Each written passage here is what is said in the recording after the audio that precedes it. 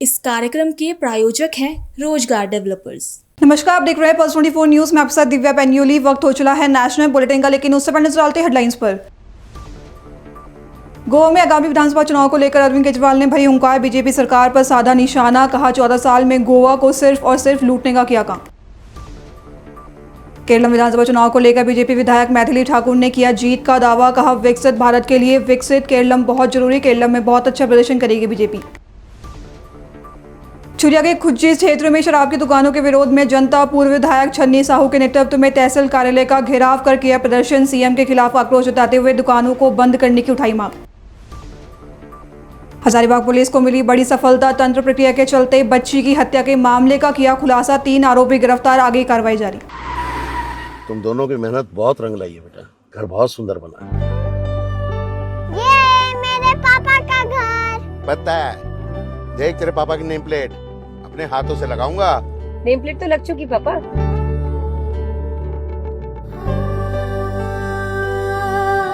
असल मेहनत तो आपने किया पापा, मुझे इस काबिल बनाने के लिए। वो जिंदगी भर किराए के मकान में रहे, लेकिन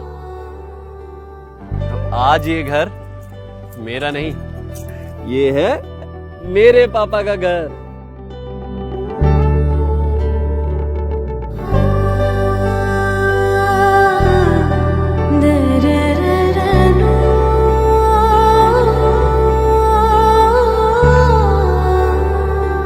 उड़ान सपनों की, आंगन खुशियों का और साथ सकर्णी का।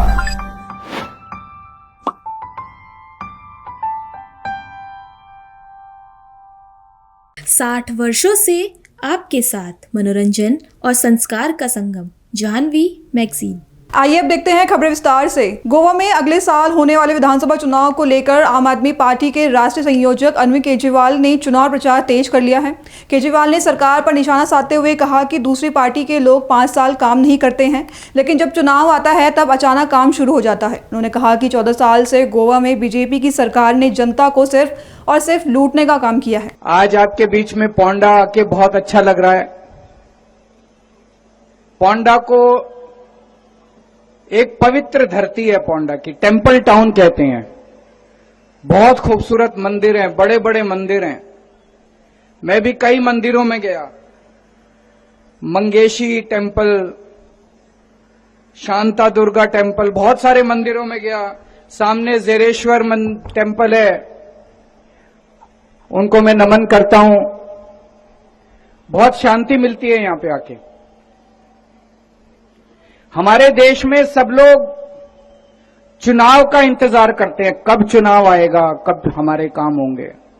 जितनी भी ये दूसरी पार्टियों की सरकारें हैं, ये 5 साल काम नहीं करती। जब चुनाव आता है तब अचानक काम शुरू हो जाते हैं। सड़कें ठीक होनी चालू हो जाती है, सफाई होनी चालू हो जाती है, नालियां साफ होनी चालू हो जाती। होता है कि नहीं होता? सब लोग इंतजार करते हैं कब चुनाव आएगा, कब हमारे काम होंगे। 9 अप्रैल को पोंडा का चुनाव है। श्री रवि नायक जी यहां पे नेता होते थे, उनका देहांत हो गया। भगवान उनकी आत्मा को शांति दे। 9 अप्रैल को पोंडा का चुनाव है। पोंडा के लोग इंतजार कर रहे थे कि कब चुनाव की घोषणा होगी, कब हमारे काम शुरू होंगे। इस बार तो बीजेपी की सरकार ने चुनाव में भी काम नहीं कराए। मैं अभी पोंडा में घूम रहा हूं, 3 दिन से आया हुआ हूं। इतना गंद है, चारों तरफ कूड़ा ही कूड़ा पड़ा है, सड़कें टूटी पड़ी हैं, स्ट्रीट लाइट्स काम नहीं कर रही हैं। लोगों के बीच में गए, लोग बोले कीड़े वाला पानी आ रहा है, कैसे इस पानी को पिए। 5 साल तो काम नहीं करते, लेकिन चुनाव में भी काम नहीं करते ये लोग। ऐसे लोगों को क्यों वोट देते हैं आप लोग? 14 साल से गोवा के अंदर बीजेपी की सरकार है। 14 साल में इन्होंने क्या दिया आपको? ना दवाइयां दी, ना इलाज दिया, ना साफ पानी दिया, ना नौकरी दी, ना बिजली दी। केवल और केवल लूटने का काम किया, लूटने के सिवा और कोई काम नहीं किया। गलत तो नहीं कह रहा? ये देखिए, ये सामने क्लिनिक है। क्या नाम है क्लिनिक का? आयुष्मान आरोग्य मंदिर ये सामने है। आप लोगों में से कोई गया है यहां पे? इलाज कराने के लिए गया है यहां पे कोई? 1 साल से बंद पड़ा है ये। क्यों बंद पड़ा है? हमारे घर में कोई बीमार होता है, हम कहां जाएं इलाज कराने के लिए? मैं सीएम साहब से पूछना चाहता हूं, बीजेपी की 14 साल से सरकार है, पोंडा को क्या दिया इन लोगों ने? तिरुवनंतपुरम में बीजेपी विधायक मैथिली ठाकुर ने केरलम विधानसभा चुनाव पर कहा कि यहां चुनावी माहौल बहुत अच्छा है। विकसित भारत के लिए विकसित केरलम बहुत जरूरी है, इसलिए विकास के लिए वोट दें। सबका साथ, प्यार, आशीर्वाद मिल रहा है। उम्मीद है कि हम अच्छे से अच्छा प्रदर्शन करेंगे। लोगों के उत्साह को देखकर लग रहा है कि केरलम में बीजेपी बहुत अच्छा प्रदर्शन करेगी। बिहार में लोगों ने विकास के लिए वोट किया, वैसा ही हमें केरलम में भी देखने को मिलेगा। मैं केरला दूसरी बार आई हूँ और मैं आज यहाँ पे लोगों के बीच में आकर के चुनावी माहौल बहुत अच्छा है। लोगों के मन में बहुत उत्साह है और सब लोग विकास के लिए अपना मतदान करने वाले हैं और मैं अपनी पार्टी और एनडीए को सपोर्ट करने के लिए यहाँ केरला में लोगों के बीच में आई हूँ, लोगों को जागरूक करने के लिए और लोगों को बताने के लिए कि विकसित भारत की परिकल्पना, अगर विकसित भारत के सपने को पूरा करना है तो विकसित केरलम भी बहुत ज़रूरी है और इसके लिए आप डेवलपमेंट के लिए वोट करें। सो वोट फॉर डेवलपमेंट। बहुत स्ट्रांगली भाजपा अपनी जगह बना रही है और सब लोगों का साथ, प्यार, आशीर्वाद मिल रहा है और उम्मीद है कि जल्द से जल्द, कुछ ही समय बाकी है, अभी बहुत कम समय बाकी है जिस दिन पोलिंग है, तो उम्मीद है कि हम लोग अच्छे से अच्छा परफॉर्म करें और लोगों के बीच में जो एक उत्साह है उसको देख के लग रहा है कि हम लोग बहुत अच्छे से आगे बढ़ने वाले हैं केरल में भाजपा। ऑपोजिशंस का काम है बोलना, बट हम लोग का काम है कि हम लोग विकास के लिए क्या क्या कर सकते हैं, अपने लोगों के लिए कितना भला कर सकते हैं, लोगों की सेवा कैसे कर सकते हैं। That is the most priority for us. तो बिहार में हम लोगों ने कर दिखाया। बिहार में लोगों ने अपने अधिकार का उपयोग करते हुए विकास के लिए वोट किया और वैसे ही केरल में भी हमको देखने को मिलेगा। तो अभी तो हम लोग को आगे देखना है क्योंकि अभी राज्यसभा का चुनाव भी हुआ, हमारे कुछ कैंडिडेट राज्यसभा में गए हैं, उनके लिए हम लोग बहुत ज़्यादा शुभकामना उनको बोलते हैं और आगे देखने आने वाले समय में क्या होता है ये तो हम सभी लोग साथ मिलकर देखेंगे। छुरिया के खुज्जे क्षेत्र में प्रस्तावित 3 नई शराब दुकानों के विरोध में सैकड़ों महिलाओं ने पूर्व विधायक छन्नी साहू के नेतृत्व में तहसील कार्यालय का घेराव कर प्रदर्शन किया। महिलाओं ने नारेबाजी करते हुए मुख्यमंत्री के खिलाफ आक्रोश जताया और तहसीलदार को ज्ञापन सौंपकर शराब दुकानों को बंद करने की मांग की। हजारीबाग जिले के विष्णुगढ़ थाना क्षेत्र में पुलिस ने नाबालिग बच्चे की हत्या के मामले का खुलासा करते हुए 3 अभियुक्तियों को गिरफ्तार किया है। पूछताछ में बताया गया कि नाबालिग बच्ची को बहला फुसलाकर पूजा के लिए ले जाया गया, जहां उसके साथ मारपीट की गई है। उसके बाद उसकी हत्या कर दी गई। घटना के दौरान बच्ची के शरीर से खून निकाला गया और तांत्रिक अनुष्ठान में उसका उपयोग किया गया। घटना को अंजाम देने के बाद शव को छिपाने का प्रयास भी किया गया, जिसके बाद डीसी शशि प्रकाश सिंह ने प्रेस वार्ता कर कहा कि मामले में आगे कार्रवाई की जा रही है। दिनांक 25 मार्च को विष्णुगढ़ थाना अंतर्गत कुसुम्बा गांव में एक बच्ची का शव बरामद किया गया था, जो कि एक दिन पहले ही 24 मार्च को मंगला जुलूस के दौरान मिसिंग हो गई थी। इस संबंध में बच्ची के मां रेशमी देवी के आवेदन के आधार पर विष्णुगढ़ थाने में मर्डर और पॉक्सो के अंतर्गत एफआईआर दर्ज किया गया था। मामला चूँकि काफ़ी गंभीर था और इस केस में करीब करीब किसी प्रकार का कोई आई विटनेस और कोई परिवार की तरफ से भी कोई स्पष्ट बताया नहीं जा रहा था, इसलिए पुलिस के द्वारा सभी पहलुओं पर काम किया गया। विभिन्न प्रकार के टेक्निकल एविडेंसेस पे काम किया गया, कई प्रकार के फॉरेंसिक एविडेंसेस कलेक्ट किए गए, कई लोगों से पूछताछ किया गया जो कि किसी न किसी रूप में हमें कोई इन्फॉर्मेशन दे सकते थे, सभी से पूछताछ किया गया। अंततः पुलिस के द्वारा इस घटना में सम्मिलित 3 व्यक्तियों को आइडेंटिफाई किया गया और मर्डर कब और कैसे हुआ ये हम लोग अनुसंधान के दौरान पता कर पाए। जो 3 व्यक्ति जिनको कि गिरफ्तार किया गया है उसमें एक मृतिका की अपनी मां रेशमी देवी है, उसके अलावा गांव की ही एक महिला शांति देवी हैं जो कि उनको भगतनी भी कहा जाता है और उनके द्वारा मुख्य रूप से तंत्र मंत्र इत्यादि का काम किया जाता है। और तीसरा व्यक्ति इसमें जो शामिल था वो था भीमराम। ये तीनों एक ही गांव के रहने वाले थे, भीमराम, और ये तीनों एक ही गांव के रहने वाले थे। और हत्या का जो मुख्य कारण था वो मृतिका की मां को विभिन्न प्रकार की पारिवारिक समस्याएं आ रही थी और जिसके सॉल्यूशन के लिए बेसिकली ये इस भगतनी के पास गई थी और इसी दौरान एक नरबली के दौरान बच्ची का जान लिया गया और 3 व्यक्तियों को जैसा कि मैंने बताया कि गिरफ्तार किया गया है और इन तीनों के खिलाफ बहुत जल्द हम लोग पुख्ता सबूतों के आधार पर चार्जशीट सबमिट करेंगे और प्रयास करेंगे कि इनको कठोरतम दंड मिले। बच्ची का जिसके बारे में बताया जा रहा है 12 वर्ष की बच्ची थी। हाँ जी बिल्कुल। नहीं, जैसा कि अभी जो कारण बताया गया है मैं बता रहा हूँ, बहुत डिटेल में आपको एसपी हजारीबाग के द्वारा ही बताया जाएगा कि क्या इसमें किस प्रकार से चीज़ें हुई, बट मुख्य रूप से ये नरबली का मैटर था, एक अंधविश्वास का, एक तंत्र मंत्र का ये मैटर था। डिटेल में आपको एसपी बताएंगे कि किस प्रकार से इसमें चीज़ें जो है वो कैसे कैसे घटना को अंजाम दिया गया था, कैसे बच्ची की जान ली गई थी और किस प्रकार से घटना को अनावश्यक रूप से एक अलग रंग देने के लिए खास करके जो भीमराम का मैंने नाम लिया उसके द्वारा इसमें पूर्ण रूप से प्रयास किया गया था। इसके बारे में डिटेल में आपको बताया जाएगा। थे आप सबको अवगत हैं कि 24 तारीख की रात को कुसुम्बा थाना में एक घटना कारित की गई, जिसकी सूचना 25 को थाना को मिली। 24 को मंगला जुलूस के दौरान जो मृतिका है, एक नाबालिग बच्ची है, वो मंगला जुलूस के बाद मिसिंग पाई गई।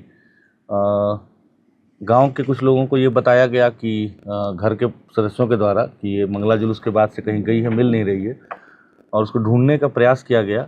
कुछ हद तक गांव के कुछ लोग इसमें इन्वॉल्व हुए उसको ढूंढने में। अगले दिन तक बॉडी या वो बच्ची नहीं मिली, तो फिर जब अगले दिन उसका मृत शरीर के बारे में जानकारी प्राप्त हुई, हम लोगों ने FIR किया। इसमें मुख्य रूप से 3 मेन अक्यूज़्ड अभी तक सामने आए हैं। इसमें एक खुद उसकी माँ है रेशमी देवी, दूसरा भीमराम है और तीसरी एक जो तंत्र मंत्र करती हैं, ओझा गुनी जिसको भी कहते हैं, एक महिला है शांति देवी। जो मृतिका की माँ हैं और भीमराम के बीच करीब 10 वर्षों से अनैतिक संबंध की बात सामने आई है और उनके जो पति हैं वो महाराष्ट्र में कुछ रोजगार करते हैं और कम ही घर आना जाना होता है। मृतिका के जो बाकी भाई बहन हैं वो भी उनको अपने पिता के नज़र से ही देखते हैं और एक तरह से उस परिवार के ऊपर भीमराम का कंप्लीट होल्ड जैसा है। तो इनके जो पुत्र हैं, मतलब मृतिका का जो भाई हुआ, उसके विषय में उनकी माँ काफ़ी चिंतित रहती थी क्योंकि वो मानसिक और शारीरिक रूप से उनको कमज़ोर लगता था। साथ में उनका इकलौता बेटा था, तो उनको हमेशा इस बात की चिंता रहती थी कि कैसे इसका भविष्य उज्जवल हो जाए, ठीक हो जाए, स्वास्थ्य भी इसका अच्छा हो जाए। ओझा गुनी का जो उनकी विश्वास है, वो पिछले कई सालों से वो जो हम लोग बताए कि शांति देवी हैं, जो ओझा गुनी करती हैं और जो एक भक्तिनी जिसको कहा जाता है ग्रामीण परिवेश में, उनके पास जाती थी। ज़्यादातर समय अपने पुत्र के शारीरिक स्वास्थ्य को लेकर या कभी कभी नौकरी के लिए जाती थी, कभी कभी घर में तंत्र मंत्र से अपने घर को बंधवाने के लिए जाती थी, जो सब पूर्व में किया भी गया इसी भक्तिनी के द्वारा। कभी अगर ज़मीन का भी विवाद हो, किसी भी तरह के व्यक्तिगत जो उनकी समस्याएं होती थी, उसके लिए वो जाने लगी थी। तो इन चीज़ों में एक तरह से ये जो भक्तिनी है वो उनसे उसके बदले में पैसे और बाकी चीज़ें लेती थी। उनके घर में जैसा मैंने बताया कि हर चीज़ के लिए वो डिपेंड करती थी भीमराम के ऊपर। तो घटना के दिन भी जब ये अपनी मृतिका के साथ, छोटी बच्ची के साथ और भीमराम के साथ उनके घर गई, वो भक्तिनी के घर गई, तो उनके घर में एक छोटा सा, जिसको वो मंदिर कह रहे हैं, उसको धरती माता मंदिर या मनसा देवी मंदिर भी कहा जा रहा है, तो उस मंदिर में इनको बुलाया गया। हालांकि माँ बेटी दोनों दरवाजे से गई, लेकिन जो भीमराम था उसके विषय में बता रहे हैं कि वो पीछे का जो छोटा सा बाउंड्री होता है उसको कूद करके छुप करके आया। और उस समय पहले वो भक्तिनी के द्वारा बताया गया कि इसके ऊपर देवास आया हुआ है, मतलब माता आई हुई जिसको हम लोग ग्रामीण बोलचाल में कहते हैं, और उसको टिकाव करके कुछ अपना मंत्र का वो ढोंग करके और छोड़ दी। बच्ची वापस से आकर के और जो मंगला जुलूस था उसमें पार्टिसिपेट करने लगी और भक्तिनी के द्वारा बताया गया कि आप दोबारा से आइए, इसको लेके अच्छे मुहूर्त वगैरह के बारे में बताते हुए कि 9:30 बजे के 9 बजे के आसपास के बाद आना है। जब दोबारा से गए तो, और साथ में ये भी बताया गया कि जो हम आज करेंगे, इसका इलाज करेंगे, जो बलि हम देंगे, उसमें हमको एक मेल पुरुष का ज़रूरत पड़ेगा। तो मृतिका की माँ इस काम के लिए भीमराम को दोबारा अपने साथ लेके गई और मृतिका को भी लेके गई। उसको बच्ची को पहले बताया गया कि उसको वहाँ बिठा करके वो मंदिर में, जो छोटा सा है उसको मंदिर तो कहा जा रहा है जो भी, तो वहाँ पे बिठा करके उसको पूजा वूजा किया गया, टीका उका कुछ किया गया। उसको मुकुंदाना और इलायची वगैरह का प्रसाद खिलाया गया और बोला गया कि तुम्हारे ऊपर कुछ दोष है, आज हम लोग जो उपचार कर रहे हैं इससे तुम दोष मुक्त हो जाओगी। फिर इनकी मान्यता थी कि जो वहाँ बसवाड़ी है, जो हमारा जहाँ से हमें शव बरामद हुआ बाद में, कि उसी बसवाड़ी में वहाँ के भूतों को बांध के रखते हैं। ये कह करके इसको वहाँ ले गए और फिर वहाँ इसको लेटने के लिए कहा गया और उसके बाद उसका भीमराम के द्वारा इसका गला दबा करके इसकी हत्या की गई। साथ ही उसको कॉलिंग स्टिक कहते हैं उसकी मदद से, आप सब जानते हैं कि इंसर्शन किया गया ब्रूटली, और उसका सर फोड़ करके उसका खून लिया गया। तो ये सारी जो कृत्य हुआ है, इसमें हम लोगों के पास काफ़ी पुख्ता एविडेंस और जो सूचना भी प्राप्त हो रही थी और एविडेंस भी हम लोगों को मिला। सबको हम लोगों ने अरेस्ट भी किया और हम लोग इस केस को बहुत गंभीरता से ले रहे हैं। हम लोग पूरी तरह से प्रयास करेंगे कि इसको हम लोग स्पीडी ट्रायल में ले करके जल्द से जल्द मृतिका को हम लोग न्याय दिलाएं और कठोर से कठोर हम लोग उसको दंड दिलवाने का पूरा प्रयास करेंगे। इस कांड के उद्भेदन के लिए 26 तारीख को ही रेस्पेक्टेड डीजीपी मैम के द्वारा और मेरे द्वारा एसआईटी का गठन किया गया था। उस एसआईटी में शुभम थे जो प्रोफेशनल आईपीएस हैं, साथ में एसडीपीओ विष्णुगढ़ थे, इंस्पेक्टर विष्णुगढ़ थे, 2 प्रोफेशनल डीएसपीस थे, कई और अन्य पदाधिकारी भी थे। साथ में कई और अन्य पदाधिकारियों ने इसमें काफ़ी सक्रिय भूमिका निभाई। इसमें सदर एसडीपीओ अमित आनंद है, साथ में वरीय पदाधिकारियों का भी लगातार हम लोग को निर्देश मिला। तो इन सब के कारण हम लोगों ने इस कांड का उद्भेदन किया है। सभी लोगों की गिरफ्तारी कर ली गई है। जो विधि सम्मत सारे प्रोसेस हैं फॉलो किए गए हैं, आगे भी किए जाएंगे और इस विभत्स घटना का हम लोगों ने उद्भेदन किया। आप लोग जानते हैं कि घटना कारित होने के बाद ये भीमराम ही है जिसने कि इस घटना को कई तरह के कलर देने की कोशिश की। बार बार वो पुलिस को गुमराह करने के लिए, इन्वेस्टिगेटिव एजेंसी को गुमराह करने का प्रयास करता रहा, but finally on the basis of very good evidence हम लोगों ने तीनों को आज अरेस्ट किया है। स्टेटमेंट उनका नहीं देखा है, लेकिन अगर आया होगा हो सकता है। साहब, तब इसमें कॉम्पेंसेशन नहीं मिलना चाहिए परिवार को? इन विषयों पर मुझे लगता है कि उपायुक्त महोदय आप लोगों को डिटेल से ब्रीफ करेंगे। हुबली में पुलिस फ्लैग डे सेलिब्रेशन बड़े उत्साह के साथ मनाया गया। यह वही दिन है जब साल 1965 में कर्नाटक स्टेट पुलिस की स्थापना हुई थी। इस अवसर पर शहर के पुराने कार ग्राउंड में भव्य पुलिस परेड का आयोजन किया गया। कार्यक्रम की शुरुआत में पुलिस विभाग में सेवा देने के बाद रिटायर हुए अधिकारियों और कर्मचारियों को सम्मानित भी किया गया। इसके बाद वरिष्ठ पुलिस अधिकारियों और मुख्य अतिथियों को परेड के दौरान सलामी दी गई।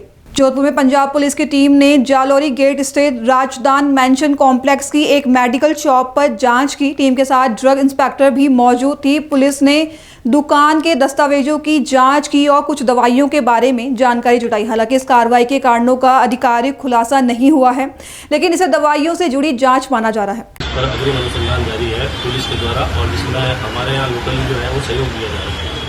सर, करीब कितने घंटे ये कार्रवाई चली है और क्या पाया गया, क्या मिला है? अभी हम इनका सारा जो पिछले 1 साल का रिकॉर्ड है जो हम संभाल रहे हैं, उसमें जो जो चीज़ें पाई जाएगी उस पर अग्रिम अनुसंधान आगे किया। कौन ऑनर है, क्या नाम है ऑनर का और क्या आगे की कार्रवाई क्या रही है? प्रेम दुश्मन। और अब आगे अग्रिम अनुसंधान पंजाब पुलिस के द्वारा किया जाएगा। सर, इसमें कौन सी दवाएं शामिल होने का अनुमान है? जो नशे के रूप में दुरुपयोग होने वाली दवाएं हैं, विस्तृत जानकारी अभी जो है अनुसंधान की वजह से दी जा सकती। कुछ बिलिंग और कुछ बिल और सारी जांच की जा रही है। अग्रिम अनुसंधान किया जाएगा पंजाब पुलिस के द्वारा, तो ज्यादा विस्तृत जानकारी देना अभी उचित। अभी के लिए बस इतना ही। खबरों के लिए बने रहे पल्स 24 न्यूज के साथ। तब तक के लिए नमस्कार। तुम दोनों की मेहनत बहुत रंग लाई है बेटा, घर बहुत सुंदर बना है। ये मेरे पापा का घर। पता है, देख तेरे पापा की नेम प्लेट अपने हाथों से लगाऊंगा। नेम प्लेट तो लग चुकी पापा।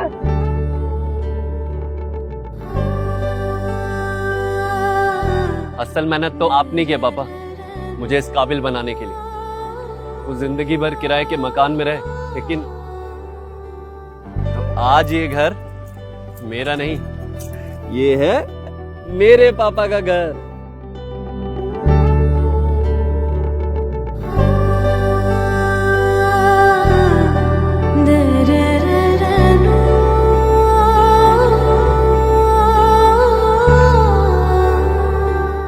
उड़ान सपनों की, आंगन खुशियों का और साथ सकर्णी का।